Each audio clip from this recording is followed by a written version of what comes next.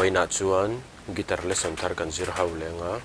vaina kan zir ho le tu chu Zorema Khiangte ka zawng hian fakche nuam ti hla sakha guitar Perhdan kan zir ho ngo he la hi e in kan langa sanga di hiama i intro a hian F sharp minor kan mangze wango ti kan strum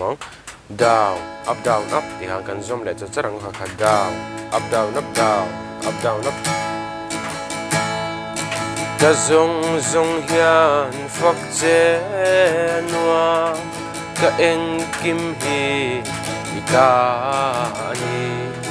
ka mangai che ka mangai che ka zawng hian fakche anuam lalpa hatia strum khani mai a hlan en karon play milanga uluk deu ni lo ngai thlale don ya